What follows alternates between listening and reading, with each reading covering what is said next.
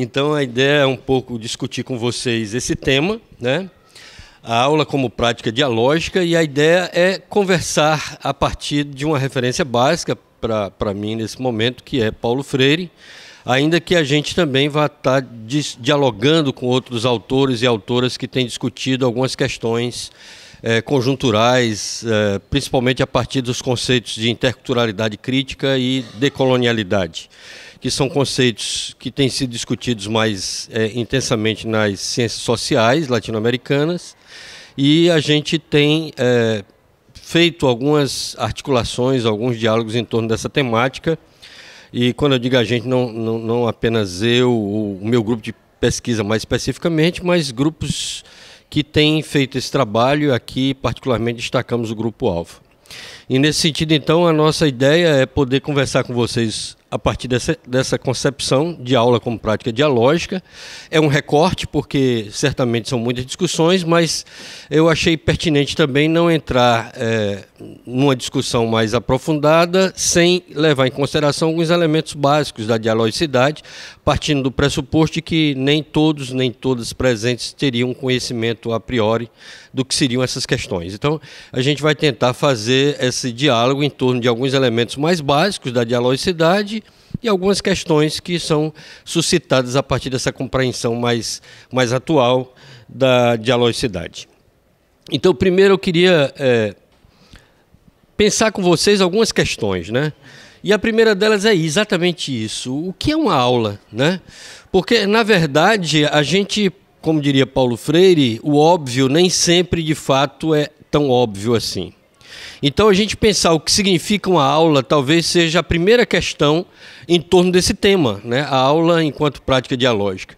E pensar a aula, certamente que cada uma de vocês teria uma compreensão, uma concepção, uma ideia muito peculiar. Provavelmente, se a gente tivesse tempo para desdobrar perguntas e ouvir vocês, provavelmente, repito mais uma vez, nós teríamos inúmeras interpretações do que seria uma aula, né? E essa definição de aula também ela parte dos seus pressupostos teóricos, parte das suas concepções de vida, parte da tua experiência concreta e prática que vai elaborando, em certa medida, essa concepção que você tem do que seria uma aula. A outra pergunta seria: o que é ser professor, o que é ser professora? Porque quase sempre a aula está associada a essa ideia de professor, professora, educador, educadora, enfim. Ainda que não necessariamente, porque nós temos aulas das mais diversas formas. Nós podemos ter aulas nos corredores, nós podemos ter aula numa situação inesperada, nós podemos ter aula em situações as mais imprevistas, nós podemos ter aula em contingências que a gente não previa que fosse uma aula. Em outras palavras, a aula não necessariamente é alguma coisa que acontece num contexto de sala de aula. Mas, regra geral, nós pressupomos ou nós associamos a concepção de aula a uma sala de aula. Um outro ponto é o que é ensinar, né? Então a gente já também parte da ideia de que ensinar é algo que todo mundo já sabe o que significa e, portanto, uma aula e ensinar está associado a uma aula, a gente já sabe exatamente o que significa isto. Mais uma vez, eu queria problematizar porque isso não é tão óbvio como a gente pressupõe. Então, ensinar também tem leituras possíveis, tem possibilidades interpretativas distintas, né? E o que é aprender? E essa pergunta vai muito mais para problematizar a ideia que muita gente tem de que ensinar está diretamente ligado ao aprender, quando não necessariamente é desse modo. Então, muitas vezes a gente ensina coisas e a pessoa ou as pessoas que estão sendo objeto do nosso ensinar estão aprendendo outras. Então, ensinar e aprender não é algo linear, ou automático, ou imediato, ou uma consequência natural, uma coisa da outra. É preciso a gente, portanto, já ir desconstruindo algumas ideias em torno dessas concepções, para a gente poder pensar a aula a partir de uma perspectiva em particular, que é a que a gente vai estar conversando com vocês nessa noite. E aí, eu começo pensando essa ideia de uma página em branco, que não está branco, mas enfim. Uma página quase azul, né? Porque a gente pensando aquelas 4 questões, a gente pode começar a definir alguns caminhos, né? Então, a gente pode começar a imaginar a nossa aula, a gente pode começar a imaginar o que é você ser professor, o que é você ser professora. A gente pode começar a imaginar o que é ensinar a partir das suas concepções atuais, nesse instante presentes em você, e o que é aprender, porque quase sempre a gente tenta fazer uma articulação, ainda que, repita mais uma vez, não está diretamente ligado uma coisa à outra.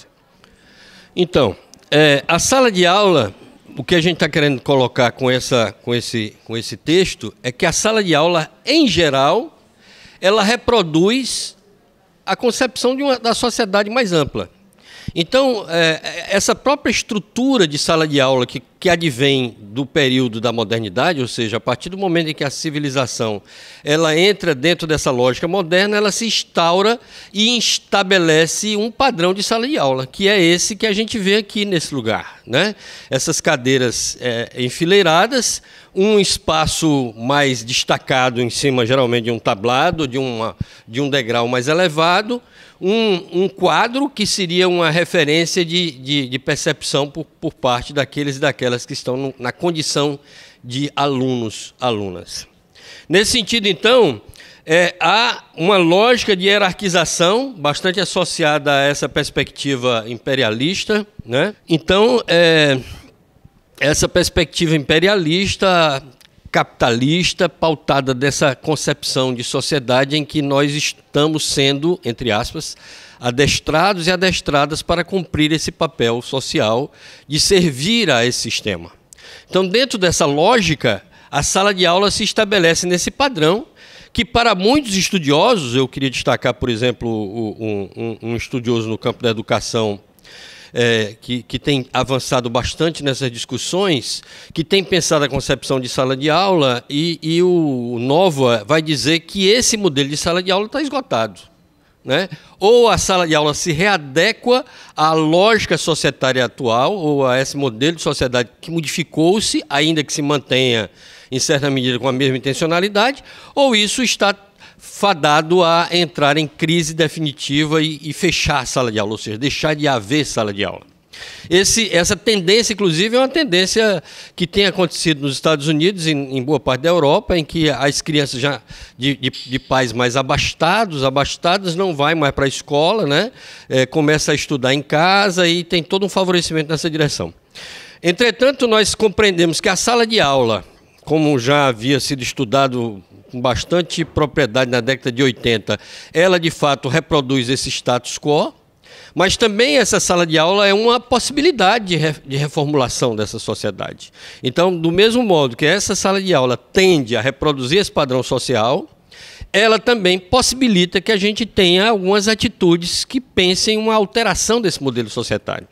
Então, pensar a sala de aula como também estratégia de resistência e de mudança dessa condição é uma possibilidade na compreensão de muitos estudiosos e estudiosas com os quais eu concordo. Então, a ideia da sala de aula como fábrica produtora da mão de obra e produtora de alguns mediadores entre a elite e o proletariado é uma característica básica dessa sala de aula. Aí a gente vê o padrão que é o habitual, né? E aí entra a questão da conjuntura social, né? Porque se essa sala de aula ela é esse modelo, essa reprodução do modelo societário, essa conjuntura social mais ampla também é um indicativo do que é que nós temos hoje para ofertar enquanto produto, já que a educação, a escola, a sala de aula, a aula se tornou uma mercadoria. E nessa concepção de mercadoria, ela é vendida para atender a essa ideia, né? A ideia de uma sociedade em que uma pequena minoria é aquela que vai aurir os benefícios societários produzidos e a grande maioria de nós somos quem vai fornecer essa condição para a elite continuar aonde se encontra. O terceiro ponto que eu queria destacar em relação a essa fala que prenuncia a discussão da dialogicidade é a questão das representações e da realidade. Na verdade, muitos estudos no campo da filosofia hoje têm apontado de que a discussão filosófica contemporânea é a discussão da ideia de que a representação substituiu a realidade. Então, para a grande maioria das pessoas, a realidade já não é mais a realidade acessível a uma busca mais aprofundada, que era a discussão, por exemplo, dos filósofos modernos da Alemanha, enfim, e hoje a discussão, a partir principalmente das ciências sociais modernas também, o Habermas, que tenta avançar com a discussão da escola, ele acredita que avança com a escola de Frankfurt, discutindo a questão da comunicação, quando, na verdade, o que a gente tem é uma recrudescência do modelo de sociedade a partir dessa ideia de reprodução que se dá a partir das representações. Então, a representação, ela substitui a realidade. E a gente pode encontrar isso até assim, né? Quer dizer, de repente. Porque... Pois é. Legal, né? É bom porque é o intervalo, né? A gente pode aproveitar e chamar. Olha, eu poderia discutir mais detalhadamente essas imagens, né? Mas aquela pequenininha do meu lado direito, né, embaixo, ela é bastante sugestiva para a gente pensar tudo mais. Porque o que acontece é que, a partir dessa ideia das representações substituir a realidade, a mídia, principalmente a mídia televisiva, ela adquire um poder extraordinário. Porque ela consegue fazer uma projeção dessa realidade em conformidade com os interesses daqueles que são os seus proprietários. Então, a mídia ela fornece uma visão distorcida da realidade de conformidade com o interesse. Você já deve ter percebido, por exemplo, em algumas situações que a mídia quer mostrar que um evento é bom, está acontecendo e está se destacando, ela foca um pequeno grupo de pessoas mostrando que ali tem uma multidão. Do mesmo modo, pode pegar uma multidão e fazer um recorte numa área onde não tem nenhuma pessoa e dizer, olha como está esvaziado essa discussão. Porque a lente, ela passa a viabilizar esses movimentos, né, de zoom que favorecem esses recortes de interesse da mídia. Isso também acontece a partir da fotografia. Então, toda a fotografia, tanto a fotografia estática que aparece em jornais e revistas, como a fotografia dinâmica que aparece na televisão e no cinema, é uma fotografia feita a partir de lentes próprias, específicas, que são teleobjetivas ou grandes angulares. Regra geral, não utiliza a lente normal, que mostra um pouco mais parecida a realidade do que de fato é.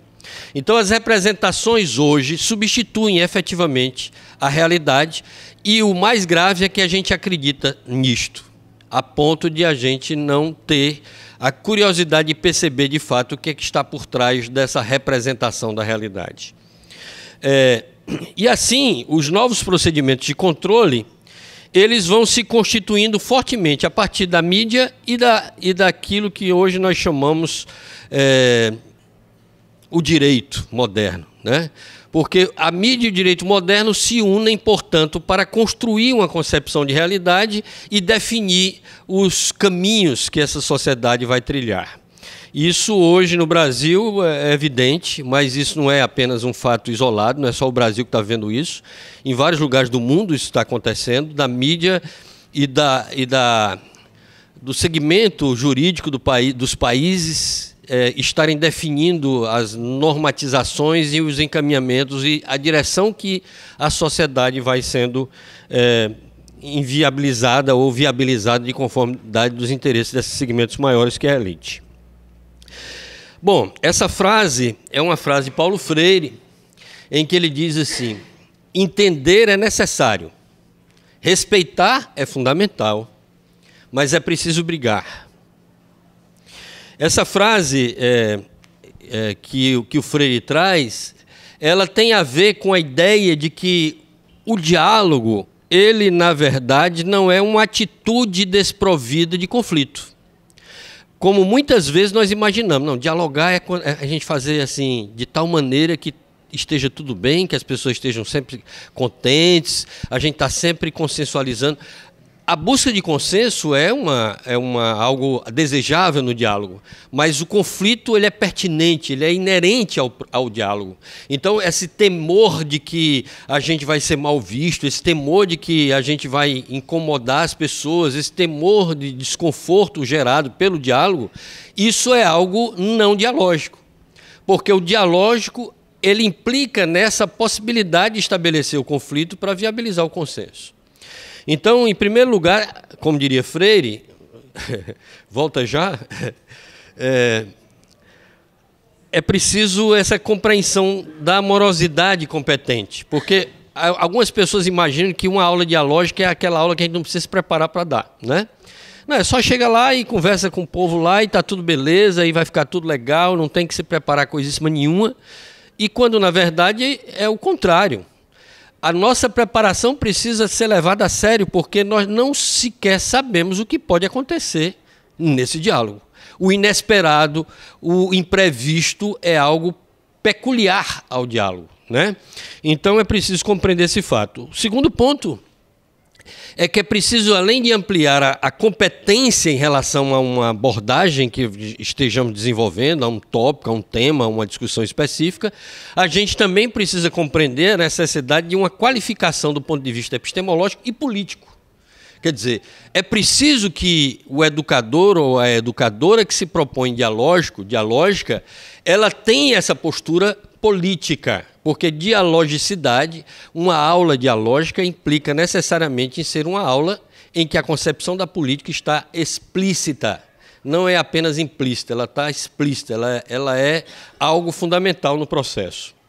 E é preciso levar a sério qualquer questionamento, qualquer elemento, qualquer fato que aconteça, que surja no âmbito de uma aula dita dialógica. Isso é uma espécie de provocação, porque a gente vai estar tratando na sequência. Então, vamos pensar na educação, né? E aí a primeira coisa que a gente traz para pensar a educação é essa ideia de que a educação atual sofre de, primeiro, urbanidade, uma urbanidade mercantil. O que é que a gente está querendo chamar com urbanidade mercantil? É que a concepção da ruralidade, de outras lógicas não urbanas, são desconsideradas. Mercantil porque a base da prática pedagógica dentro do padrão habitual de educação é uma prática muito vinculada a essa ideia da construção, da configuração do cidadão consumidor, né? Da cidadã consumidora. Então, se a gente não tiver uma atenção adequada, nós estaremos fortalecendo e reproduzindo esse padrão, que é o que a sociedade deseja a partir da educação. A ideia do consumismo, do pragmatismo, né, e de uma fantasia distorcida da realidade também são elementos presentes nessa educação padronizada que nós temos na atualidade. A gente pode e deve, portanto, até numa tentativa de avançar com essas discussões, incorporar, trazer para a dimensão da educação outras áreas que nos ajudem a pensar essa realidade para além da educação. Então, ainda que nosso foco e a nossa atuação seja enquanto educadores e educadoras, é preciso nos apropriarmos de instrumentais que nos possibilitem ter uma percepção mais ampla dessa realidade. A crise de paradigmas, portanto, aponta para uma civilização que não mais se sustenta. Então, essa sociedade moderna ela não se sustenta mais em si. Ela está se reconfigurando, se reordenando, e ela é muito competente nesses processos de reconfiguração e de reformulação, mas ela já está chegando nos seus limites. E é essa expectativa de, como diria Foucault, linhas de fuga que a gente tem que estar pensando quando a gente reflete sobre os processos educacionais contemporâneos. Então, uma educação dialógica é uma educação crítica, é uma educação intercultural, é uma educação decolonial. Ela é muito mais do que isso, né? Na verdade, nós estamos trazendo aí alguns elementos para dialogar com a ideia da dialogicidade, como eu já comentei com vocês, é um recorte dentre vários recortes possíveis. E pensando essas concepções, né, a gente precisa entender esses novos paradigmas que emergem a partir dessa problematização.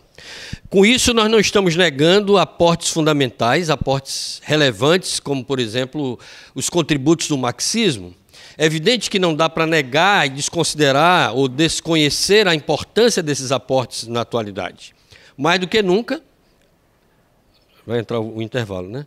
Mais do que nunca, nós precisamos das contribuições de Marx para pensar essa realidade, para pensar uma problematização dessa realidade. Agora, podemos também buscar outros elementos que nos ajudem nesse diálogo, né? Evidentemente que a gente sabe que para algumas pessoas essa possibilidade de dialogar mais amplamente é mais fácil, para outros é mais difícil, e aí a gente tem essas variações. Mas o que não podemos perder de percepção, não podemos perder nessa leitura da realidade, é a relevância fundamental de olhar para essa sociedade e compreender que nós temos aí aquilo que Marx já dizia extensamente, que é uma sociedade totalmente pautada pelo economicismo. E que ou a gente rompe com essa ideia, ou a gente sai dessa ideia, ou nós vamos ter exatamente isso que está acontecendo na atualidade em nosso país. Hoje, a gente pode incluir outras dimensões, como, por exemplo, a dimensão cultural, né? E aí, nesse sentido, os diálogos interculturais vão nos ajudar a pensar alguns elementos que podem contribuir na nossa concepção com esse olhar da realidade a partir de um prisma mais abrangente.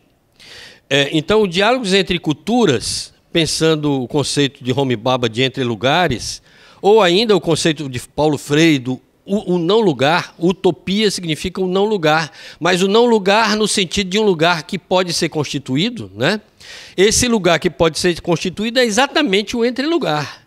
Porque no entre-lugar, nos espaços de interlocução, é que a gente tem a possibilidade de ir para além do que nós somos no presente.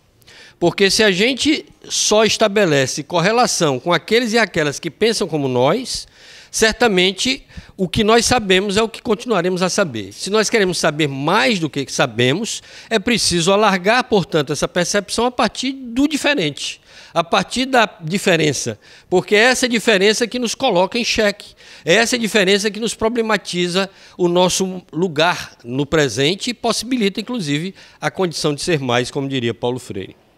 Então, a dialogicidade seria um outro paradigma epistemológico e didático-pedagógico. Porque, a partir da concepção de dialogicidade, nós temos aí um conjunto de valores e fatores que podem nos ajudar a pensar essa realidade para além da ideia da representação constituída pela modernidade. Nesse sentido, é preciso entender que dialogicidade é esse compartilhar palavra, mas não é palavra pela palavra, uma palavra oca, uma palavra vazia de significado social. É uma palavra derivada daquilo que nós poderíamos chamar de praxis social, como diria o próprio Paulo Freire, né? Então, essa concepção de uma palavra eivada de praxis social é uma palavra que traz uma riqueza de possibilidades. Então, é essa palavra rica de significados, rica de sentidos, que viabiliza, portanto, um avanço ou um salto de qualidade na nossa concepção presente.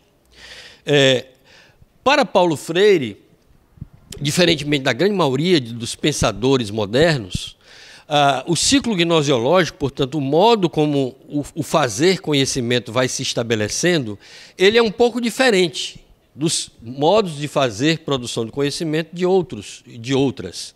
Nesse sentido, então, Paulo Freire vai dizer que o primeiro ponto necessário para a elaboração do conhecimento significativo é a curiosidade.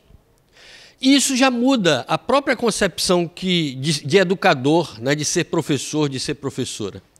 Porque, em geral, ser professor é aquele e aquela que vai transmitir conhecimentos, conteúdos produzidos, sistematizados e que estão à disposição da sociedade. Para Paulo Freire, isso é apenas um aspecto do ser professor. Porque, na verdade, para Paulo Freire, ser professor também é possibilitar o surgimento de novos conhecimentos, da elaboração de novos conhecimentos. E essa elaboração de novos conhecimentos, ou a apropriação de um conhecimento já sistematizado, parte necessariamente para que ela possa, de fato, ser marcada no cotidiano da gente, na nossa realidade pessoal, ela precisa passar, segundo Freire, pela curiosidade. Outro dia eu estava aqui conversando com um grupo de professores, professoras, de estudantes, e estava comentando uma coisa que é mais uma das obviedades freirianas, né? Que não tem tempero melhor para a comida do que a fome, né? E é a mesma coisa o que se dá em relação à aprendizagem. Não tem tempero melhor para aprender do que a curiosidade. Então, quando alguém quer saber algo, esse alguém, de fato, terá melhores condições, maiores possibilidades de aprender aquilo que ele quer aprender, porque ele é mobilizado a partir de dentro e não impositivamente forçado a partir de fora. O segundo passo do ciclo gnosiológico é o conhecer, o buscar. Porque quando você está curioso por algo, você vai buscar a resposta desse algo, né? Então, esse conhecer, ele é uma decorrência dessa busca. Ele é parte intrínseca dessa busca. Ele é uma consequência, portanto, dessa necessidade potencializada a partir de dentro. E esse conhecer, então, vai gerar o efetivo aprender, que, por sua vez, gera o quarto passo, que é o passo pouco habitual nos outros pensadores, que é o compartilhar. Então, o compartilhar, para Paulo Freire, é um elemento extremamente relevante no ciclo gnosiológico. A grande maioria dos estudiosos da epistemologia se limitam a falar do conhecer e fechou o ciclo no conhecer. Para Paulo Freire, o compartilhar ele é uma instância não apenas consolidadora do aprender, mas é a possibilidade de alargar e de ampliar esse conhecer, abrindo um novo ciclo de aprendizagem. Então, nesse sentido, amplia e possibilita a ação transformadora. Então, a transformação, ela quase sempre decorre desse compartilhar, né? Desse dividir, não no sentido de dividir, porque esse dividir, como a gente pensa sempre, é como se fosse uma coisa que diminui o que a gente possui. E o compartilhar, pelo contrário, é algo em que, na medida em que eu distribuo, eu me enriqueço ainda mais, né? Eu não perco aquilo que eu dou, eu ganho em dar. Então, é nesse sentido o ciclo gnosiológico freiriano. Do ciclo gnosiológico, como a gente já viu, a ação transformadora é uma consequência, né? E aí entra a ideia de que o próprio conceito, o próprio tema da nossa conversa de hoje, que falava de uma aula como prática dialógica, a gente começa problematizando o conceito de prática, porque, regra geral, esse conceito de prática está associado a um procedimento formal ou ainda a um protocolo de ação, né? Então, quando a gente fala em prática, não necessariamente nós estamos falando numa reflexão sobre o que a gente faz. Não necessariamente nós estamos falando dessa consciência do que estamos a fazer. Então, essa prática pode ser uma prática consciente e, nesse sentido, ela ser uma praxis. Mas ela pode ser uma prática de mera formalidade ou uma prática descolada de uma consciência do fazer. E aí, nesse sentido, nós estamos nos penalizando ou, no mínimo, perdendo a oportunidade de aprender no nosso fazer. No sentido, portanto, de compreender que a prática ela pode e deve ser a expressão de uma teoria. Porque uma outra coisa interessante acontecida na modernidade é que nós chegamos à possibilidade de, no mundo moderno, criar teorias sobre coisas que não existem, né? Então, nós teorizamos sobre algo que só existe nos gabinetes desses teóricos. E, na verdade, a teoria, no seu sentido mais real, é algo que emerge da prática, né? A teoria devia ser uma consequência da prática. A teoria ela orienta uma prática, mas ela é decorrente da prática. Então, a reflexão, ação, reflexão, que é o que vai caracterizar a praxis, ela, na verdade, é o que vai estabelecer, de fato, a teoria. Então, a teoria, na perspectiva de Freire, é algo que está conectado à reflexão sobre a própria prática. E aí muda tudo, né? Porque nós passamos a ser autores e autoras das nossas teorias, das nossas ações elaboradas e pensadas. Nesse sentido, a praxis, de fato, passa a ter significado. Então, uma aula como praxis dialógica, ela passa a problematizar desde a sua origem a ideia de que toda a minha ação vai estar mobilizada por uma reflexão a priori e ela vai orientar reflexões a posteriores que vão enriquecer e possibilitar que a minha futura praxis seja melhor do que a atual. Então, esse permanente processo de avaliação da ação, ele se dá na própria prática refletida. aqui é uma figurinha que o Freire conseguiu colocar num livro Pedagogia do Oprimido, Educação Completa da Liberdade, e em que ele vai tentar, a partir desse gráfico, discutir a ideia do diálogo, né? Quando ele vai dizer que o diálogo, nessa perspectiva que ele propõe para nós, ele é algo que implica na horizontalidade, né? E que é mediado pelo mundo, né? Então, a ideia de Freire de que o diálogo se dá entre seres horizontalmente e mediatizados pelo mundo, ela muda, ela inverte a lógica padrão da modernidade, que é aquela de um sujeito que produz conhecimento sobre um objeto. Então, a ideia não é mais a ação de um sujeito sobre o objeto, mas a ideia de pessoas, de seres que, articulados, juntamente com o objeto, entre aspas, aí, são capazes de dar significados e significantes e ampliar a própria compreensão que se tem desse objeto, que adquire cada vez mais outras ideias, outros elementos, outros fatores, e assim a complexificação da própria realidade. É preciso, então, entender, como ele nos diz, que ninguém educa ninguém, ninguém educa a si, mas as pessoas se educam entre si, mediatizadas pelo mundo. Isso é, portanto, um outro paradigma epistemológico e, consequentemente, um outro paradigma educativo. Porque, para Freire, a educação ela passa a adquirir essa dimensão epistemológica de maneira muito evidente, muito clara, né? Coisa que, para muitos, não é assim, né? Então, nós começamos a problematizar outros modos de pensar a realidade, não apenas no olhar, porque a leitura de mundo para Freire não é apenas a leitura que decorre do olhar sobre o mundo, mas é uma leitura que decorre do ser como um todo. Ele, inclusive, vai falar do corpo consciente. Ele vai ampliar a nossa percepção da realidade, compreendendo que essa percepção da realidade ela não se dá apenas pelo olhar, que é uma característica própria da modernidade, né? O mundo moderno ele elegeu o olhar como a grande fonte de informações, né? Ele elegeu a ciência como praticamente a única forma de produção do conhecimento, né? Elegeu um modo de fazer ciência específico, um modelo eurocêntrico estadunidense, como o único modelo legal, legítimo e válido, né? Então, ela estabelece uma espécie de monoepistemologia, né? Então, na modernidade, nós temos esse discurso único. E, para Freire, esse discurso readquire a riqueza de a gente poder reconfigurá-lo a partir de diversas fontes e de diversas formas. Então, os vários sentidos são reapropriados. As várias dimensões que nos constituem são reapropriadas. Não apenas a aprendizagem focada na cognição, né?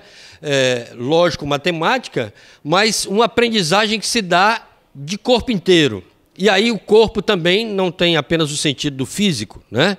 Mas o corpo inteiro num sentido mais amplo possível da nossa sensibilidade. Então, nessa perspectiva, a leitura de mundo não é apenas a leitura que se constitui, que se formula a partir do olhar sobre a realidade. E que já vai além do olhar sobre as representações.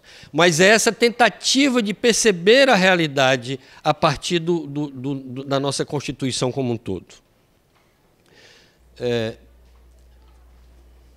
Então, conhecer o mundo adquire uma outra dimensão e o aprender a dizer a palavra decorre dessa outra leitura de mundo, né?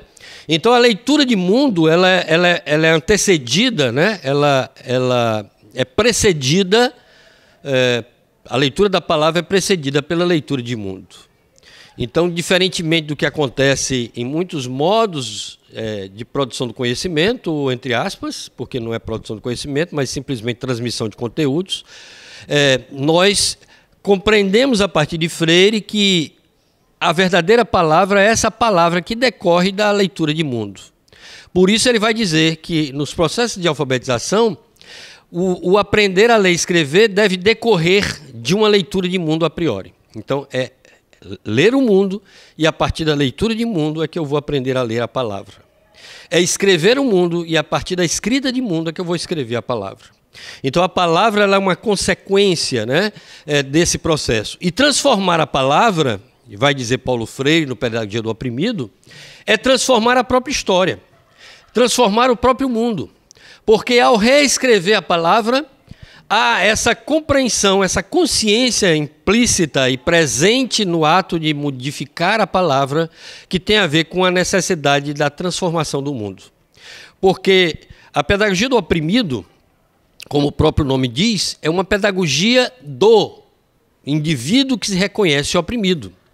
E é uma pedagogia pautada numa educação como prática da liberdade. Portanto, essa pedagogia do oprimido, ela viabiliza, ela potencializa essa ideia de uma educação como prática da liberdade. Então, é a prática da liberdade que vai estabelecendo a possibilidade transformadora. E essa prática da liberdade, portanto, vai constituindo as transformações desejáveis aos indivíduos e à sociedade, que se dão concomitantemente, né? Freire, ele pensa muito dialeticamente essa questão ao compreender que só é possível essa transformação do indivíduo na perspectiva de um coletivo, né? Então, a dialogicidade freiriana, ela traz alguns pressupostos importantes, que eu vou destacar aqui alguns, né? Não vou esgotar essa discussão, nem pretendo, é apenas para sinalizar a riqueza da dialógica freiriana. O primeiro pressuposto é a politicidade do ato educativo. Não há educação dialógica que não seja política. Então, essa dimensão política é uma dimensão implícita no ato de fazer, agir, exercitar, viver a perspectiva dialógica de educação. Há na dialogicidade de uma educação, dentro dessa lógica, a dimensão ontológica e o esperançar associado a essa dimensão ontológica, ou seja, essa compreensão de que vamos nos constituindo e que nós somos inconclusos e que nós somos, por nossa inconclusão, capazes de ser mais do que somos. Isso vai abrindo a ideia de que nós somos autores e autoras da nossa própria história. E isso nos empodera, em certa medida, possibilitando, portanto, uma outra atitude diante do mundo. Nem sempre a melhor, mas uma outra postura que decorre da autoria de estar diante do mundo consciente dessa condição. A dimensão epistemológica que vai favorecer ao ser mais, porque no momento em que eu reconheço que eu sou autor do meu conhecimento, portanto, cada uma de nós tem a autoria do conhecimento que elabora, a gente sai daquela ideia de que a gente está aqui simplesmente para seguir as diretrizes formuladas pelos iluminados, ou pelos que têm competência para nos ensinar e nos dirigir nos caminhos. Pelo contrário, nós passamos a compreender que cada um e cada uma de nós possui uma singularidade que merece e deve ser valorizada. E que essa singularidade estabelece que o conhecimento que você produz é único. Nenhuma outra pessoa é capaz de produzir esse conhecimento que você produz. E que esse conhecimento que você produz, ele é um conhecimento importante a ser compartilhado e a produzir novos conhecimentos na articulação entre conheceres distintos. O aspecto da dimensão metodológica e o que fazer. O conceito de que fazer para Freire é um conceito associado ou similar ao conceito de praxis.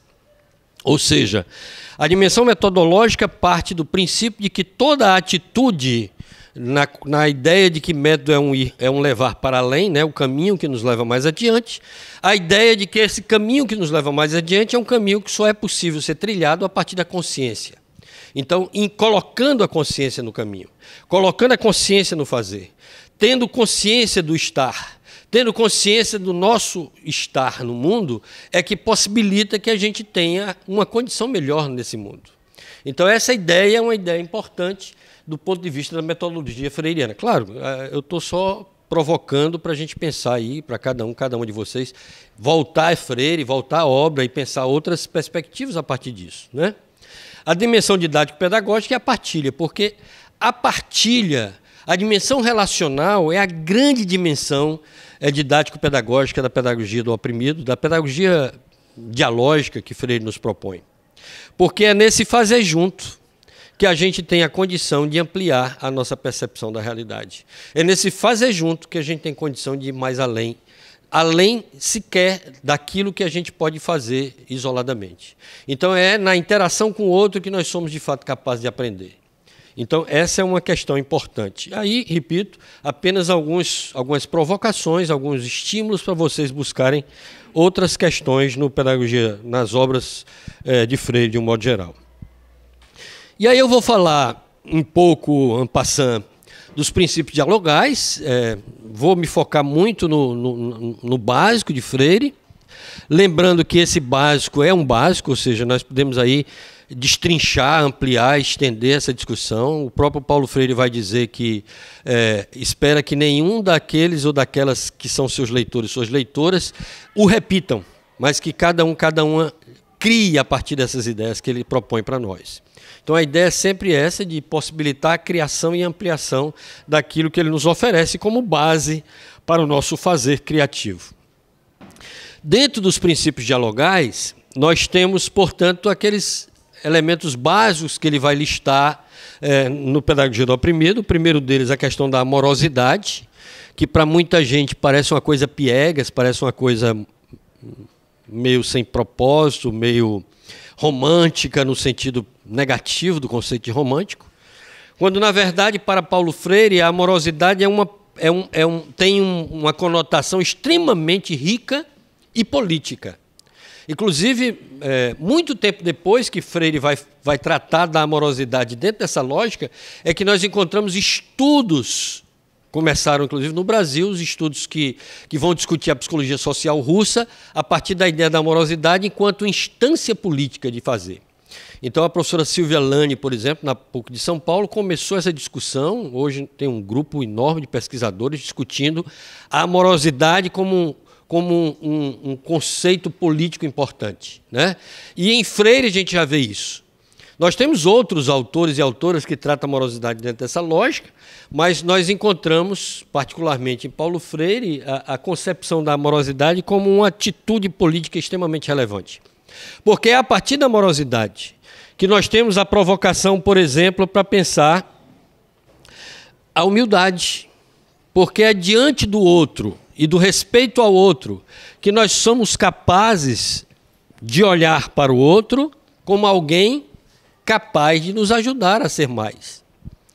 Porque a humildade, ela decorre desse acolhimento e desse respeito e dessa admiração pelo outro. A humildade também decorre, claro e evidente, do reconhecimento da nossa ignorância diante do outro. Porque todo aquele e aquela que acha que já sabe tudo não tem mais o que aprender. Então a humildade epistemológica é uma dimensão fundamental para o aprender novo, para o aprender mais, para o ser mais.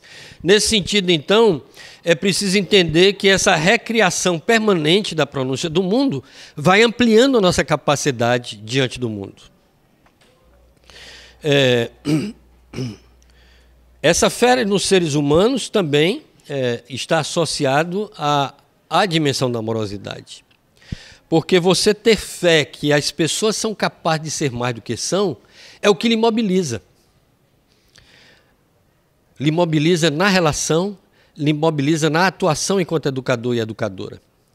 Então, essa fé no ser humano, essa fé na capacidade humana de ser mais, ela é uma questão essencial, é um pressuposto fundamental para o diálogo. É um dos princípios essenciais. Porque se eu não acredito que o outro, a outra, seja capaz de ser mais do que é, eu não tenho nenhum estímulo, nenhuma mobilização no sentido de contribuir com essa ideia que ainda é uma ideia, com essa semente que ainda é uma semente, com esse sonho que é apenas um sonho. Então, é essa possibilidade, esse acreditar que esse sonho é capaz de se tornar real, que me mobiliza a agir dentro dessa lógica de uma perspectiva dialógica de ação. A esperança, portanto, ela é uma contingência essencial. E a esperança, ela, em certa medida, decorre dessa compreensão da nossa condição inconclusa. Porque se eu percebo que eu já fui menos do que sou, se eu percebo que eu potencialmente posso ser mais do que sou, então eu posso pressupor que as pessoas, de um modo geral, também são capazes e estão nessa mesma condição. Então, essa compreensão eu diria até que é um princípio universal da humanidade, enquanto um ser, reconhecer no ser essa capacidade de ser mais. Então, essa esperança é própria da imperfeição humana, porque nós somos imperfeitos e acreditamos firmemente na possibilidade de buscar a perfeição, ainda que não imaginemos como e se chegamos lá. Mas a gente está sempre correndo atrás, né? Então essa busca do ser mais, essa busca da utopia, né? Vendo-a sempre como algo que está diante de nós, ela nos faz reconhecer a esperança como uma instância humana e, portanto, inerente ao ser humano. O pensar crítico, para Freire, pensar crítico significa reconhecer que a aparência ela precisa ser desvelada a partir da razão de ser da aparência. Então, em todas as situações, há de se buscar a razão de ser. Essa busca da razão de ser é mais uma das elaborações de Freire feitas a partir dos seus estudos marxistas, né? Em que ele vai colocar para a gente a necessidade de não nos determos na aparência e na superfície. É preciso aprofundar a compreensão de mundo. É preciso ir além dessa aparência. É preciso avançar com essa percepção da aparente realidade dos fatos, para que a gente possa, de fato, se apropriar cada vez mais daquilo que está por trás dos fatos. Então, se a gente se limitasse a olhar para a aparência, para as representações, nós ficaríamos à mercê da ilusão e da fantasia instituída pelo outro para nós. Se nós reconhecemos a necessidade de desvelar o aparente, nós somos capazes de ir além dessa ideia que está sendo colocada falsamente para nós. Ou ainda, porque às vezes a nossa percepção da realidade é uma percepção transitória, onde nós vemos alguma das camadas dessa realidade, mas ao aprofundá-la nós podemos ir destrinchando outras camadas naquela perspectiva da busca de uma nova síntese permanente. Então essa concepção de Freire está presente na ideia do pensar crítico. Eu estou tentando dar uma corridinha, não sei se está rápido demais, se vocês querem que eu vá mais devagar, para poder dar bem tempo assim, para vocês depois poderem dialogar mais de fato, né? Ainda que eu esteja dialogando com vocês aí, no silêncio de vocês, nas falas de vocês, nos olhares de vocês, né? Nos gestos de vocês, é claro que eu espero poder estar conversando, ouvindo vocês, trocando ideia, aprendendo com vocês mais ainda, na sequência da minha exposição. Então a ideia é um pouco fazer uma exposição mais geral e aí a gente abre para um bate-papo mais direto, tá? Então por isso que eu estou acelerando, para a gente ter bastante tempo para isso. Talvez até demais, mas enfim, é isso que eu estou querendo saber de vocês. Está muito rápido, está bom, legal, beleza? Ok. Então vamos lá. O diálogo é inerente à praxis. Olha, pensar o diálogo como inerente à praxis é uma outra lógica, né? É uma outra perspectiva de diálogo. Porque para muita gente, a ideia de diálogo é a ideia de conversa. E quase sempre conversa fiada, né? Então, isso não é diálogo para Paulo Freire. A ideia de uma conversa que tenha de fato valor e que tenha de fato essa relação de respeito mútuo e que tenha de fato essa perspectiva do acolhimento do outro, da outra, da diferença, do diferente, isso vai mudando a configuração do que é diálogo. E percebendo que esse diálogo ele tem que ter raízes na vida, raízes na concretitude dos fatos. Ele precisa ser pautado pelo real. Por isso, a leitura de mundo precede, né, a leitura da palavra.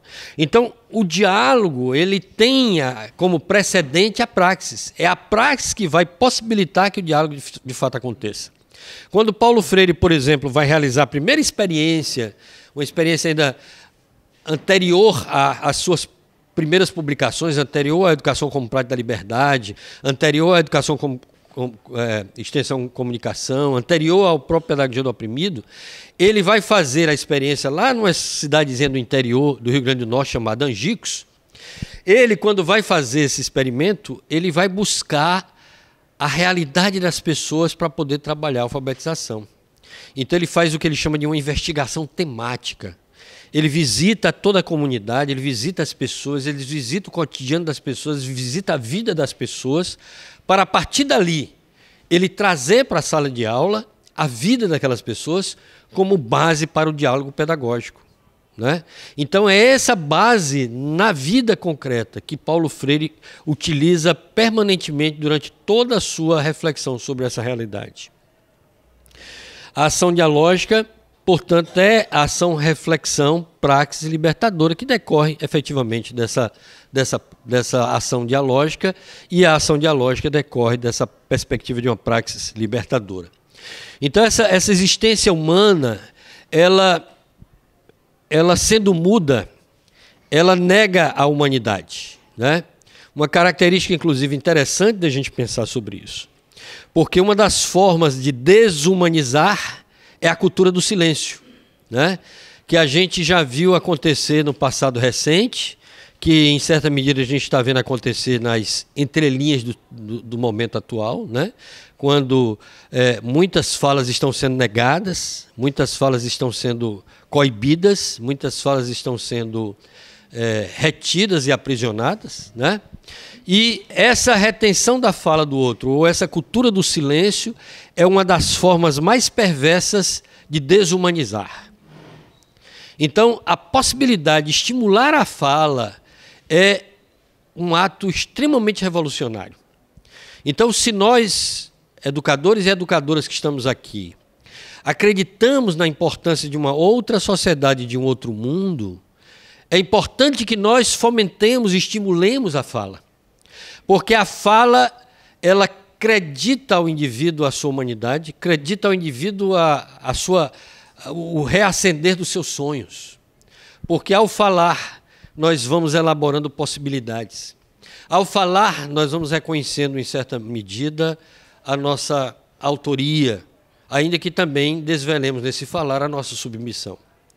Porque, como diz Freire, buscando ainda em Hegel a ideia, cada um e cada uma de nós carrega em si o opressor e o oprimido. Cada um e cada uma de nós carrega em si o senhor e o escravo. Então é nesse embate interno, mas também externo, muitas vezes explícito nas relações dialogais, que nós temos a condição de avançar com isso. Então é nesse diálogo que nós temos a possibilidade de desvelar, inclusive, essas nossas posturas arbitrárias, autoritárias, impositivas. Então esse convite, a fala é o convite ao desvelar também dessas ações opressoras ou libertadoras. O diálogo, ainda pensando na praxis, né, ele vai dizer que não é no silêncio que os seres humanos se fazem, mas nas palavras, no trabalho, na ação-reflexão. E aí chegamos à teoria dialógica da ação, né? A teoria dialógica da ação, que é uma teoria ainda muito pouco estudada, muito pouco compreendida, porque o Freire, ele, em virtude, aí é uma leitura pessoal, né? Mas eu acredito que tem muito a ver, porque em depoimentos, ou em falas, ou em narrativas dele, deixa transparecer para a gente esse cuidado que ele sempre teve de evitar construir cartilhas ou manuais instrucionais, né? Para que as pessoas não simplesmente reproduzissem protocolos de ação. E talvez por isso, uma boa parte da sua teorização, ela fica no básico, no mínimo mesmo. E a teoria dialógica da ação é uma dessas teorias que ele oferece o básico e para por ali mesmo. A posteriori você encontra alguns elementos que são uma tentativa de discussão, de diálogo, de problematização, de explicitação, enfim, de diálogos em torno dessa questão da teoria de ação dialógica. Entretanto, a teoria dialógica da ação ela é colocada apenas nos seus princípios básicos. Nesses princípios básicos, ele, por exemplo, estabelece 4 eixos articuladores. Esses eixos seriam os eixos que poderiam ser utilizados como modo de operar com a teoria, né, de implementar a prática dessa teoria. E nesses 4 eixos, ele começa falando da colaboração, né, e quando ele fala depois da união, a organização e a síntese cultural. Então é uma coisa bastante simples, mas no meu entendimento é um procedimento didático-pedagógico, potencializando que cada um e cada uma de nós possa fazer, realizar os seus desdobramentos ou criar em cima dessas questões. Ele vai discutir um pouco essas questões, naturalmente que a partir daí é uma leitura que eu faço sobre a proposta de Freire, né? Nesse sentido, entender que a colaboração tem a ver com a ideia de que o tu é o que nos constitui, né? Porque quando ele vai falar, por exemplo, aquela célebre frase que ninguém ensina ninguém aprende sozinho, nós temos ali um conjunto de ideias e um conjunto de elementos importantíssimos. Primeiro de tudo, ele vai dizer que os seres aprendem uns com os outros. E uns com os outros aí já está no plural, ainda que porte singularidades. Ou seja, ninguém aprende sozinho. Então, quando eu vou dialogar com alguém, eu já sou eus, porque eu já trago uma história de interações anteriores. Então, já não há aí uma singularidade no singular, mas uma singularidade no plural, uma singularidade que já carrega, já porta um conjunto de experiências, de vivências, de seres, de pessoas, de aprendizagens feitas anteriormente. O outro, a outra, também traz plurais, seres plurais. Já não é mais uma única pessoa com quem eu estou dialogando, mas ali, presentificado em alguém, está uma multidão. Então, são mundos que se conectam naquela conjuntura, mediatizados por um mundo que vai se instituir, um mundo que vai se constituir a partir desses mundos que dialogam. Então, o tu é o que nos constitui no sentido desse tu pensado numa perspectiva plural. Ele traz a questão da problematização, porque a colaboração, né, se a gente for pensar na palavra, é elaborar junto, né, fazer junto. Então, é trabalhar junto. Então, a ideia desse eixo, dos 4 eixos da teoria, é a ideia de que é preciso fazer junto. E esse fazer junto ele se dá a partir da problematização da realidade. Então, é o tensionamento nosso diante da realidade que fomenta que a gente avance com essa compreensão da realidade e com a ação transformadora que nós somos capazes de realizar junto a essa realidade. Ela desvela, porque no momento em que nós estabelecemos os vínculos, nós vamos percebendo elementos que não somos capazes de fazer com esse eus desse momento.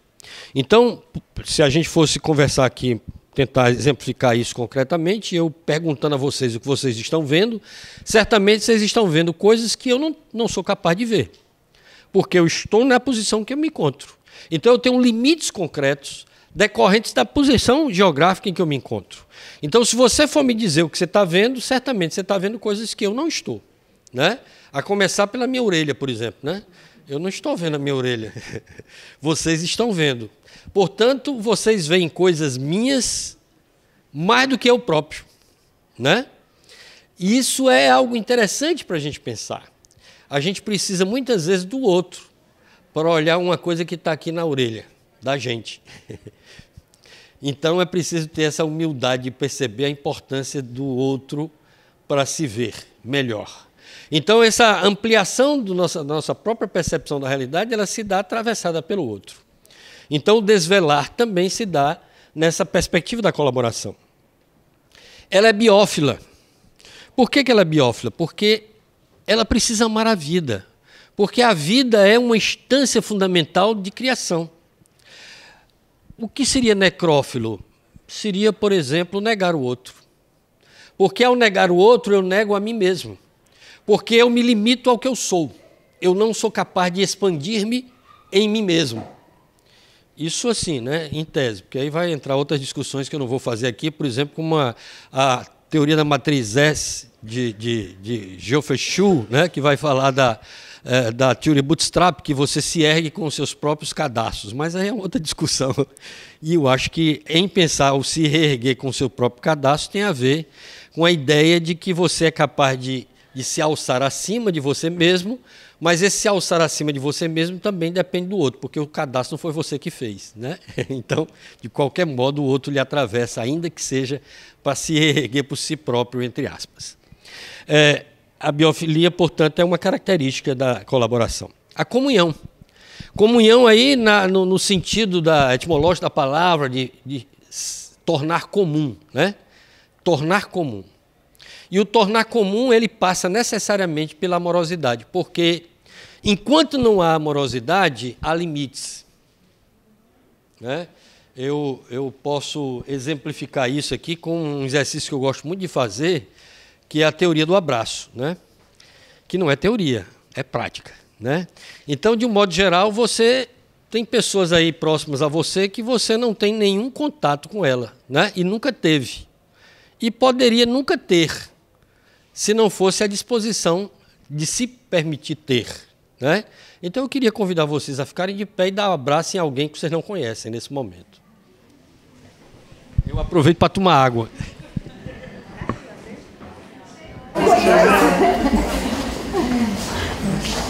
Tem que abraçar de verdade, não vale assim esses abraços que faz de conta. Abraço de político não vale. Eu vou te abraçar, que eu não te conheço.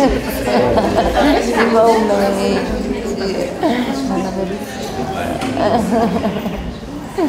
Abraço tem que ser assim uns 30 segundos. O negócio de bater um tapinha, porque você abraça, já dá um tapinha e vai-se embora. Não vale. Demorado. E aí muda tudo. E aí faz a diferença. E isso muda. Essa pessoa que você abraça, se você tiver abraçado de verdade, que é uma outra coisa que a gente não faz normalmente, né? Porque a gente abraça, mas abraça assim, faz de conta que abraça, né? E esse faz de conta que abraça não cria de fato uma aproximação. Mas se você abraça de verdade, você cria uma relação muito mais real com a pessoa. É claro que, segundo os estudos da quântica, ninguém vai sair daqui igual como chegou, né? Cada um e cada uma de nós vai sair daqui com pedaços das outras pessoas, né? Porque há uma troca numa dimensão mais quântica, né? Então a gente está levando coisas das outras pessoas, mas quando a gente abraça, a gente leva mais coisa, né? E se há, de fato, a dimensão de afeto presente, há, de fato, comunhão. Há possibilidade maior de fazer com que as coisas se tornem comuns. Né? Então, uma outra dimensão da teoria é unir para a libertação. Unir para a libertação implica dizer que é uma atitude que tem uma intencionalidade concreta e clara e evidente. Não é apenas unir, mas unir com um determinado propósito. E como é unir com um determinado propósito, é preciso entender que essa união ela se dá em várias dimensões, em várias instâncias. Por exemplo, é uma união entre pessoas, mas também é uma união entre dimensões humanas. Vocês sabem, por exemplo, que existem pessoas que vocês têm uma afinidade cognitiva, né? Mas não tem afinidade afetiva de jeito nenhum, né? Você consegue dialogar legal sobre questões, problemas, mas quando entra a questão do sentimento, vixe, aí vira uma confusão. Tem outras pessoas que você tem uma afinidade mais material, né?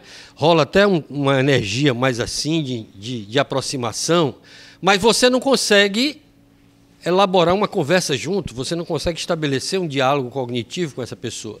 Então tem uma boa energia de conexão, mas não tem um pensamento que combine. Então nós temos várias dimensões.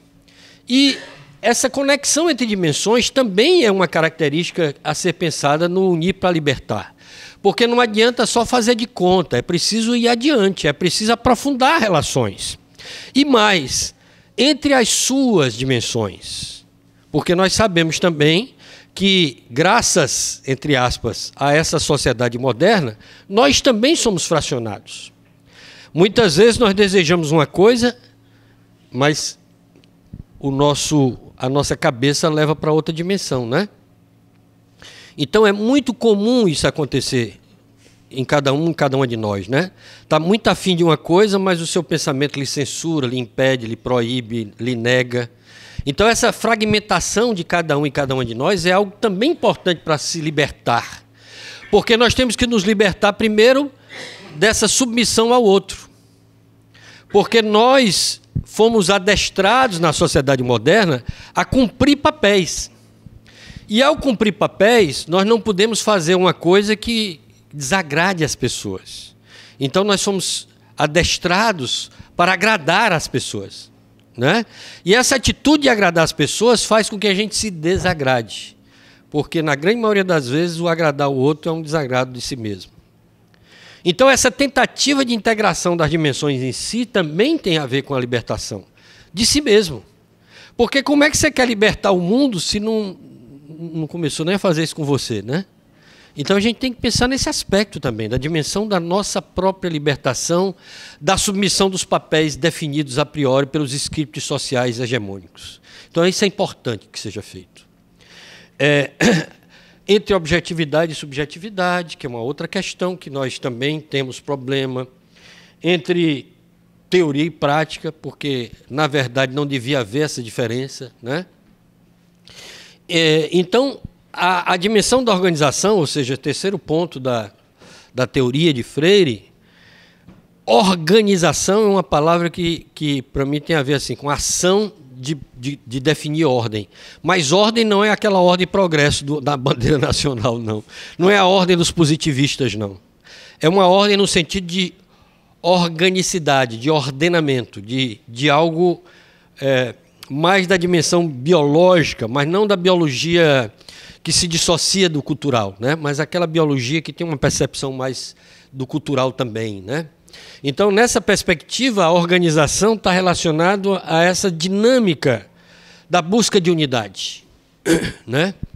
Ela está associada à ideia de uma liderança orgânica, né? De organismo, né? De organicidade. E isso faz toda a diferença. Porque, por exemplo, por que no Brasil nós tivemos um grande fracasso na década de 80 com os nossos movimentos sociais? Porque, regra geral, as lideranças foram cooptadas.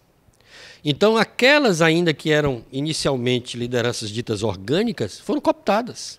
E, com isso, fragilizaram os movimentos sociais da década de 80.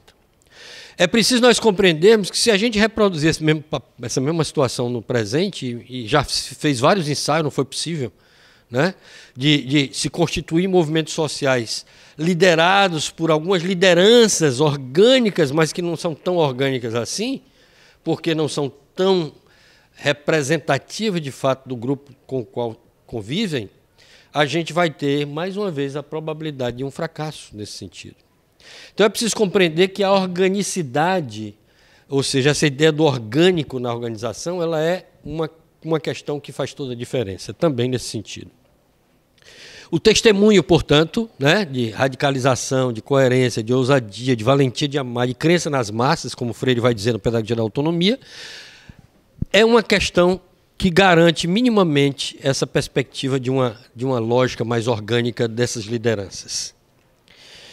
A prática da liberdade, portanto, é uma perspectiva inerente ao humano, porque ela é ontológica. Ser humano significa ser livre, na medida em que nós vamos reconhecendo a nossa condição humana.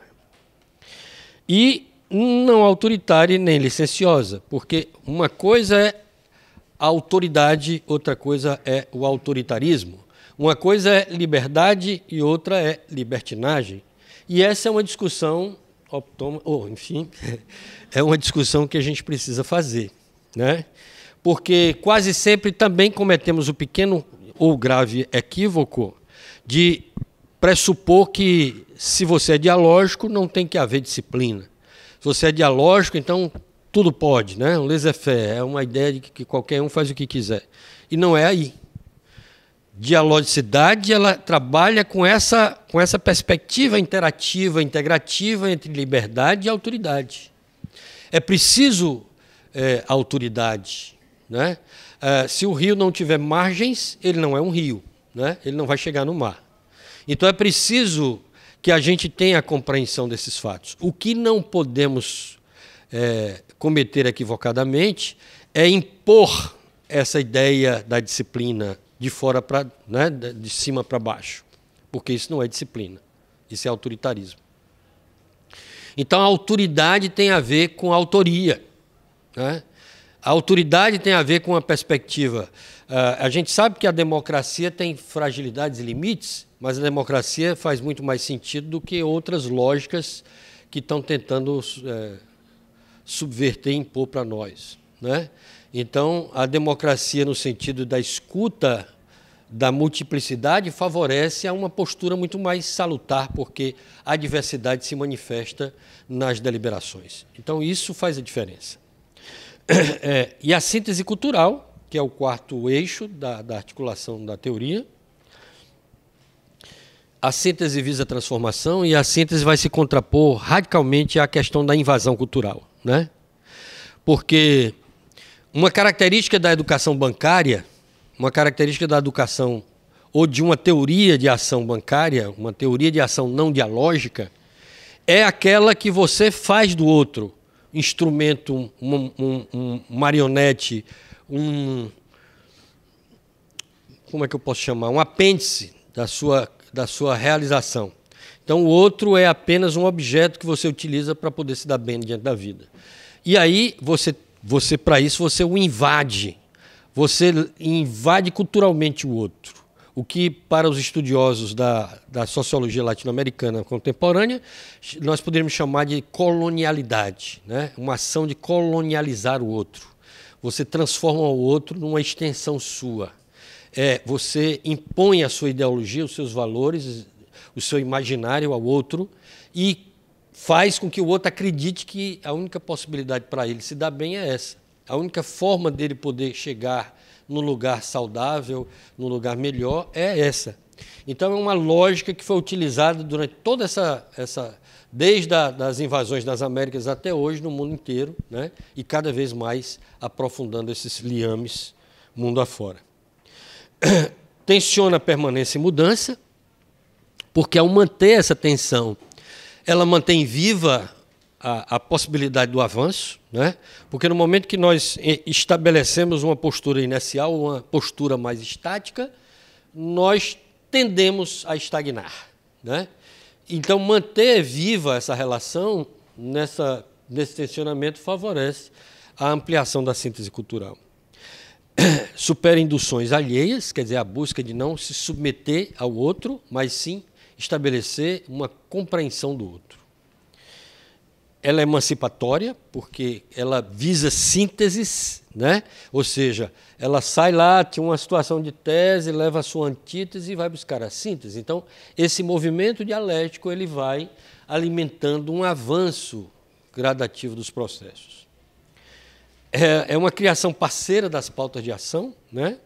Porque essa criação vai se dando conjuntamente, cooperativamente, solidariamente.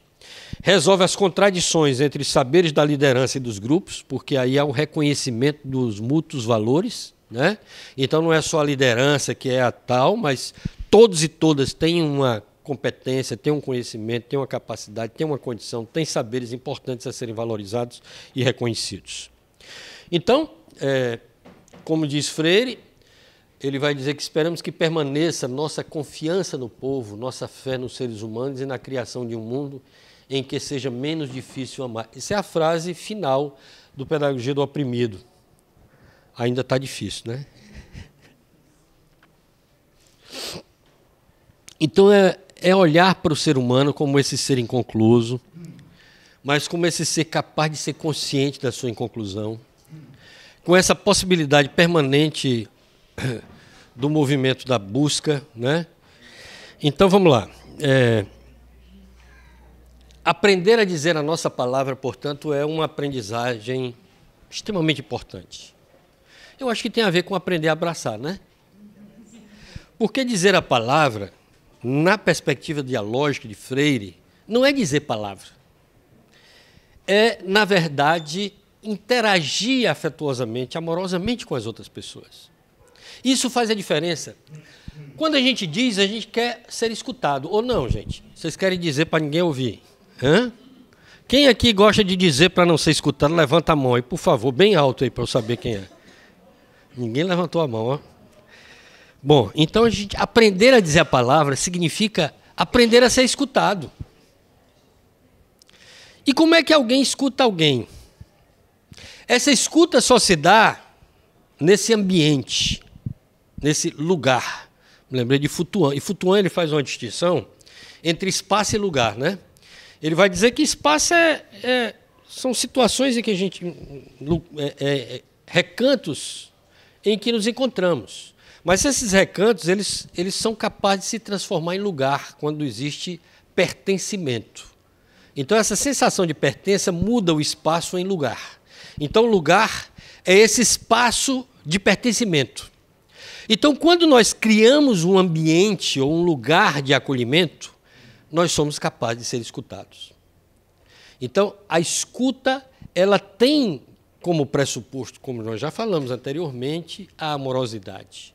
Então, a amorosidade não é porque o cabo é abestado, a palavra abestado é lá da minha terra, né? O cabo é abestado de querer agradar os outros, não, né? O cabo é esperto, no bom sentido, porque também esperto tem vários sentidos, né? É esperto no bom sentido de querer ser escutado. E para ser escutado e ouvido, né, ele sabe que o primeiro ponto é criar uma relação de afinidade, de simpatia. Simpatia, né? A simpatia gera empatia, né? Então, esse estar disponível ao outro é algo fundamental, porque sem esse estar disponível ao outro não há, de fato, escuta. Aprender a escrever, a dizer e a escrever a sua vida. Isso é uma questão importante, gente. Nós, como diria Walter Benjamin, lá na escola de Frankfurt, nós perdemos a capacidade de narrar.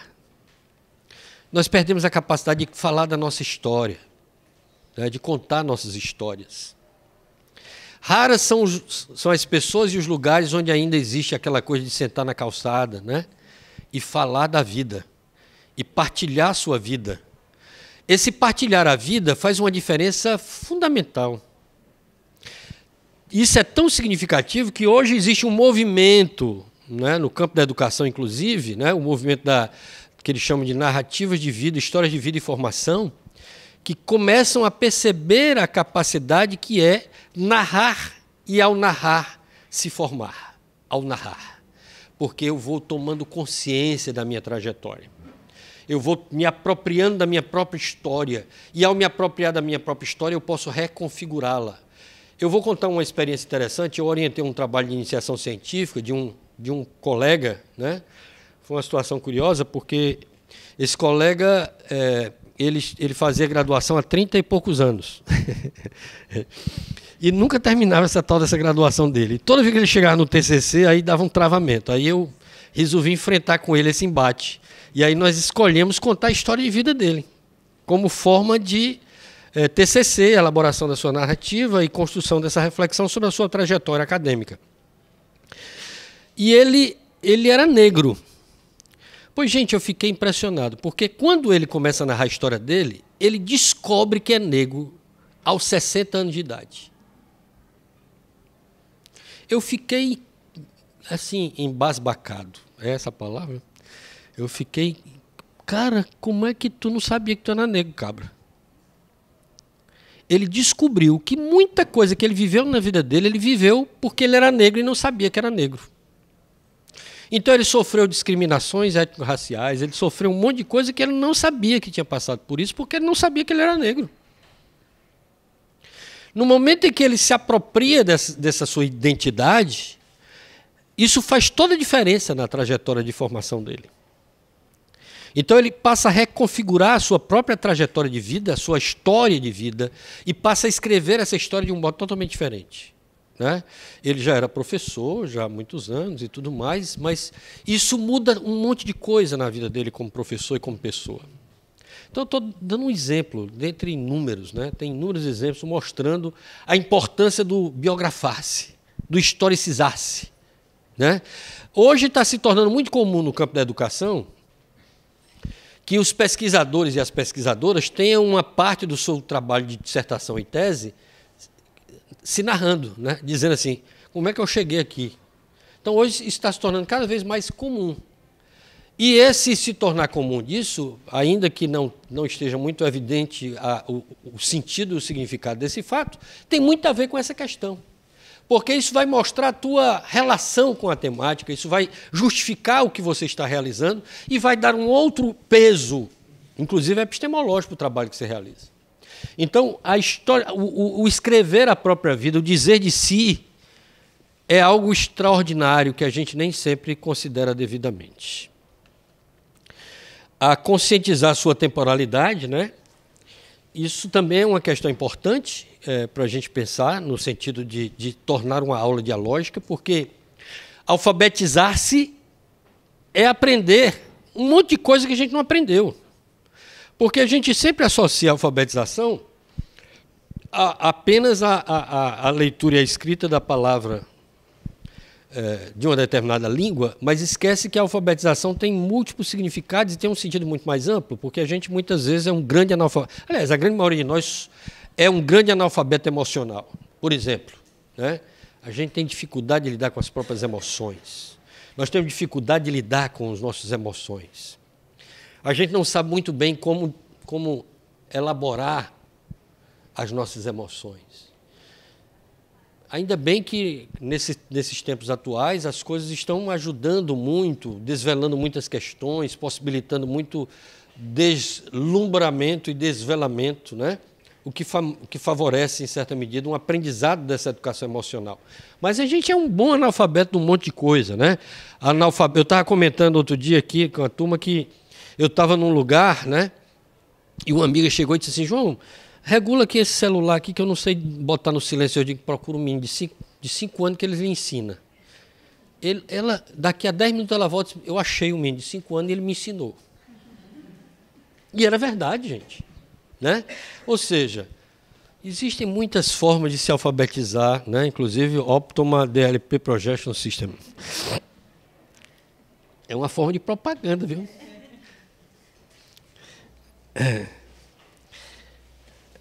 Aprender a ler, a alfabetização, portanto, é toda a ação, né, que tem a ver com essa perspectiva da nossa capacidade criadora. Aprender a dialogar, e aí a gente traz essa frase, né? Parece mais uma obviedade. Ninguém aprende a nadar numa biblioteca. A gente aprende a dialogar dialogando.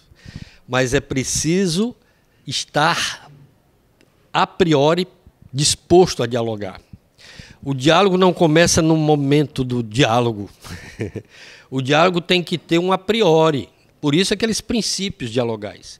Você precisa ter a disposição da amorosidade, você precisa carregar essa expectativa de esperançar em relação aos seus semelhantes, em relação a você próprio. Você precisa carregar fé, você precisa ter essa perspectiva de criticidade diante da vida, você precisa ter humildade. Se você não tem esses elementos, você pode até fazer um exercício de dialogicidade, e é bom que faça, porque é nadando que a gente aprende a nadar, né? Muitas vezes o pessoal, no passado recente, jogava o povo no meio da piscina e esperava ver o que acontecia, né? Hoje tem algumas técnicas mais saudáveis, mas era muito comum. É verdade. Aprender a ler e a escrever, portanto, vai além da alfabetização, né? E é preciso a gente ter clareza desse fato. Com a palavra, o ser humano se faz humano. Mas aí não é aquela palavra, como a gente já falou, né? Não é aquela palavra oca. Não é aquela palavra sem consistência, sem raiz na vida. Essa palavra é a palavra que está enraizada. Porque o que é que significa essa palavra? Significa uma elaboração da realidade, né? Uma elaboração da sua leitura da realidade. Porque é na elaboração da leitura sobre a realidade que nós começamos a perceber os entrelugares, perceber as entrelinhas, perceber as possibilidades de conexão, perceber as diferenças, perceber a riqueza que a vida nos oferece. Então, esses elementos vão nos ajudando a compreender o real significado de aprendizagem, né? Isso é importante. Então, a dialogicidade, enquanto matriz alternativa da decolonialidade ou da descolonialidade, ela pode ser pensada a partir dessas vertentes elaboradas por uma pesquisadora que hoje já é latino-americana. Ela nasceu nos Estados Unidos, mas ela estudou com Paulo Freire enquanto esteve nos Estados Unidos, depois, mobilizada pelo estudo que fez com Paulo Freire, ela vem para a América Latina. Ela está há mais de 30 anos, 25 anos na América Latina. Ela foi a consultora para a Constituição do Equador, na área da educação, que é a Catherine Walsh. E a Catherine Walsh, ela faz um exercício de pegar a discussão da colonialidade, pensando a decolonialidade, a partir de 4 eixos. Né? E aí eu faço a brincadeira de pegar os 4 eixos da dialogicidade, articular com os 4 eixos da decolonialidade. O que é decolonialidade, para quem, antecipando alguma pergunta que possa vir a posteriori? A decolonialidade, segundo a Catherine Walsh, segundo os estudiosos da colonialidade, o conceito de colonialidade é um conceito que surge a partir de um pesquisador peruano chamado Aníbal Quijano, que quando vai fazer o seu pós-doutoramento com Emanuel Wallenstein, discutindo o conceito de sistema-mundo, ele vai problematizar a ideia de que não é apenas o sistema-mundo do ponto de vista da geografia, nem essa história falsa, essa falsa história mundial, que precisam ser problematizadas, mas muito mais questões. E aí ele vai mostrar que a modernidade ela vai se instituir a partir da Revolução Francesa e da invasão das Américas. Esse conjunto histórico vai instituir uma ação sobre a realidade, transformando as distinções étnicos raciais em hierarquia. Então, naquela constituição da hierarquização das relações étnico-raciais, estabelece uma outra lógica, que é a lógica moderna de sociedade, onde no ápice nós temos os brancos arianos e na base os negros. Então, é essa instituição constituída, na visão de Aníbal Quijano, a sociedade moderna, que vai servir de fortalecimento e consolidação do capitalismo. E aí todo o modelo capitalista ganha força dentro dessa lógica, porque tem os mandatários e os subalternos, mais subalternos, até chegar à base da pirâmide. Dentro dessa lógica, nós temos a consolidação de diversas colonialidades. Essa seria a colonialidade do poder, onde há uma hierarquização étnico-racial. Mas, por exemplo, a colonialidade do saber vai se instituir porque quem está no ápice da pirâmide são os europeus, naquele momento, e, portanto, só o que o europeu diz que é saber válido, vale. O que esse povinho de baixo faz, não vale nada. Então, é o que o Boaventura de Souza Santos vai falar de conhecimento abissal, que é o conhecimento que está abaixo da linha abissal. Né? E Quijano, então, vai discutir que a própria feitura, baseada em Emanuel Wallenstein vai discutir isso, que o sistema mundo é montado com a ideia de que a Europa é o centro do universo, né? Já que a Terra é o centro do universo, o centro da Terra é a Europa. E é uma grande falácia criada idealmente para justificar esse produto de que a Europa é que define os destinos da humanidade. Então, a civilização é aquela que está na Europa. Tudo mais é inferioridade, é barbárie, etc. Então, dentro dessa lógica criada por Aníbal Quijano, a Catherine Walsh vai buscar outros autores que dialogam com o Quijano para estabelecer os 4 eixos da colonialidade, que, segundo ela, seria a colonialidade do ser, do poder, do ser, do poder, do saber e do conviver. O do conviver é o que ela chama de colonialidade de la madre naturaleza, que associa a questão das tradições e dos valores espirituais, enfim. Então, quando ela fala da colaboração, nós temos a ideia, quando Freire vai falar da colaboração, nós temos a ideia de que podemos dialogar com a colonialidade do ser, entendendo que nós somos mais na medida em que nós colaboramos. É no fazer junto que a gente se torna mais. A colonialidade do poder pode ser confrontada na medida em que nós nos unimos, nos integramos, nos engajamos, nos apropriamos de articulações, porque juntos a gente pode mais. A organização, então, vai ser uma possibilidade de ser discutida a partir da colonialidade do conviver, porque mostra que a organicidade humana tem a ver com a organicidade do ser humano nas suas relações naturais, do ponto de vista da natureza não humana, e sociais, né, próprias do humano, mas que também está na natureza. E a síntese cultural que possibilita, portanto, essa outra lógica que não a invasão cultural, que é dada a partir de uma teoria de ação não dialógica. Nesse sentido, então, a dialogicidade, a descolonialidade seriam bases necessárias de uma revolução social, e a gente sabe como isso é premente, como isso é urgente. E nesse sentido, então, é possível pensar essa articulação entre esses eixos para a gente poder fazer os enfrentamentos necessários a partir de articulações possíveis, né? É aquilo que a gente pode trabalhar a partir das pasilhas, né? Que é uma analogia à ideia de guerrilha. Então, a partir das pasilhas, pequenos grupos, pequenas pessoas que se unem para pensar uma sociedade diferente e dar uma contribuição para essa diferença. Portanto, transformar a própria palavra, a sua história no mundo e com o mundo, vai viabilizar a diferença. E a gente sabe que ainda não é, né? Mas a gente acredita que ainda vai ser. Então é nesse esperançar de que ainda vai ser que a gente vai fazendo um pouco, ou como diria minha velha avó, comendo pelas beiradas, né? Para não queimar a língua. Gratidão pela escuta e espero que a gente possa dialogar a partir de agora, mais ostensivamente. Eu gostaria de agradecer pela oportunidade brilhante de estar aqui. A sua fala foi muito interessante. Me comoveu. Eu fico muito feliz em saber que temos aulas ainda desta forma, né? Porque eu fico tocado porque eu sou um fã do Freire, né? Agora eu descobri definitivamente porque eu fiz um artigo e não tirei nota boa em Freire. Eu descobri hoje isso, vou perdoar um pouco de rancor que eu tive de algumas professoras.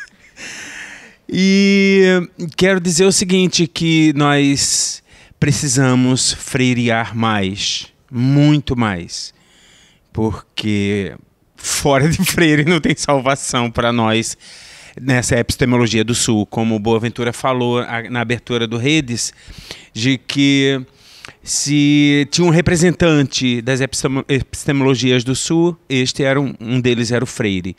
E eu concordo plenamente. Nós estamos muito... ainda hoje à tarde eu estava em aula e falávamos sobre a descolonialidade e tal, do saber, do poder. E é muito interessante que essa é uma fala que não chega muito. Nós ainda temos a reprodução daquele emblemático logo do início que você botou ali da Rede Globo, com o Tucano em cima. Então a gente fica colonializado o tempo inteiro nas coisas que nós não sabemos que estamos. Eu falo pelo coletivo, eu não falo somente a partir de mim. Então eu gostaria que, se você pudesse acrescentar mais, com sua excelsa generosidade, um pouco mais sobre essa questão essa alienação, né, que a gente fala hoje, que temos que sair dela através dessa colonialidade. Muito obrigado mesmo. Gratidão, Luiz. É a sua generosidade que faz com que a fala seja acolhida desse modo, com certeza. Mas, assim, desculpa, inclusive, eu queria pedir perdão, de fato eu não estava olhando para o relógio, eu imaginei que era... Eu fiz poucos slides, só 40, mas boa parte deles eram imagens, então eu imaginei que ia falar em menos tempo. Mas aí a gente começa a se animar com o que vai falando, e aí, me perdoem, sinceramente, mas foi muito mais mobilizado assim, pela balançada de cabeça de vocês, viu? Vocês são corresponsáveis por isso. Eu quero dizer, em relação ao que o Luiz Miguel colocou, que, na verdade, essa urdidura, né, que você domina em certa medida quando vai discutir na questão da colonialidade, ou eu diria que ainda com mais propriedade os estudiosos de Marx, né, conseguem vislumbrar nessa estrutura social aí uma armadilha perversa e profundamente perversa, porque se nós formos observar historicamente a construção do que nós estamos vivendo hoje, na verdade ela é fomentada de uma maneira muito gradativa e muito bem elaborada, né? Então ela vem de dentro para fora, devagarzinho, de tal maneira que a gente, quando percebe, já é tarde, né? Eu digo sempre que eu nunca imaginei ver o que eu estou vendo hoje. Mas, por outro lado, estava posto. Porque quando a gente vê, por exemplo, só destacando o recorte da Rede Globo, a construção da Rede Globo, desde a ditadura militar até hoje, a gente vê que ela vem tecendo isso que está aí. Não foi de hoje que ela começou a pensar isso. É processual. Então, devagarzinho, quando aquele plim-plim toca e que tem uma chamada, aquilo ali vai... Olha, a mentira permanentemente reproduzida se torna uma verdade para quem está todo o tempo escutando. Então nós somos bombardeados por mentiras permanentemente, de tal maneira que a gente não consegue mais desvelar o que é verdade e o que é mentira, né? Então muitas vezes até aqueles e aquelas mais preparadas, quando vê aquela coisa toda, acaba entrando na grande mentira que está sendo proposta. Porque, como os estudiosos da filosofia contemporânea têm apontado, hoje toda a filosofia contemporânea é pautada na ideia da representação. Então a linguagem, ela assume uma situação de tal maneira complicada que nós passamos a ser manietados e manipulados pela linguagem. Então a linguagem ela adquire estatuto de verdade, né? Quando nós encontramos, por exemplo, a mídia, ela tem trabalhado muito a partir da propaganda e do marketing, né? E a propaganda e o marketing elas são especializadas em inculcar na cabeça das pessoas necessidades. Então nós somos direcionados para acreditar. Gente, a grande maioria de nós prefere uma Coca-Cola a um suco de laranja. Quer prova maior da manipulação? A gente acredita que precisa de uma Coca-Cola, gente. Tem gente que não consegue passar a sede se não for com um copo de Coca-Cola. Eu conheci criança de 2 anos de idade, que abria a geladeira e tomava Coca-Cola e não água. Porque os pais aceitavam aquela situação.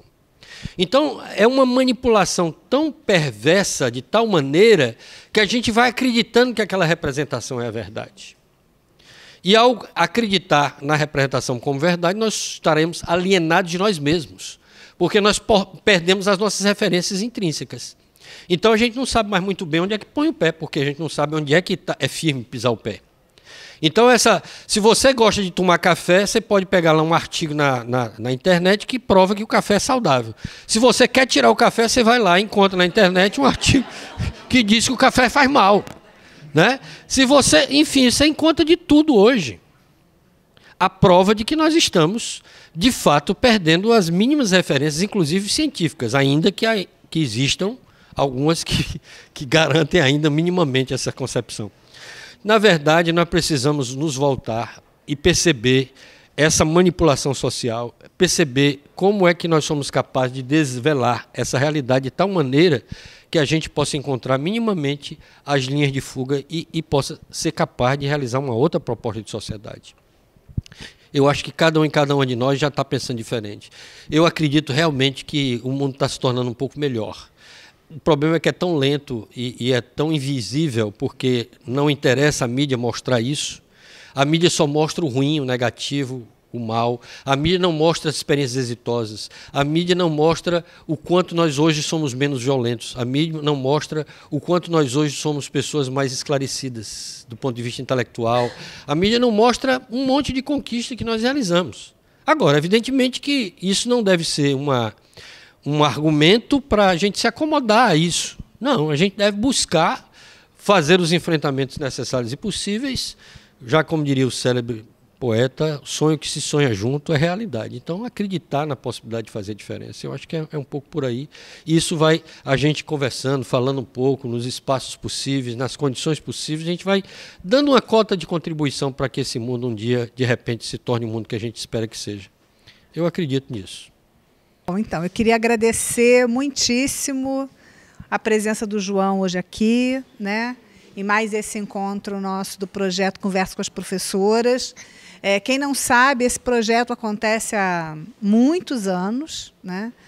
E ele acontece uma vez por mês, atualmente sempre a última segunda-feira de cada mês, né? Tirando julho e dezembro e janeiro, que são meses de férias escolares. Então, como a gente não tem, mas nos outros meses, sempre na última segunda-feira de cada mês. Então, o nosso próximo Conversas vai ser em agosto, dia 28, se eu não estou equivocada, mas a segunda-feira que for. E todos os nossos Conversas, nos últimos, né? Nos últimos anos, nós contamos com a parceria do pessoal da UniTV, que grava e depois disponibiliza. Como é que a gente localiza?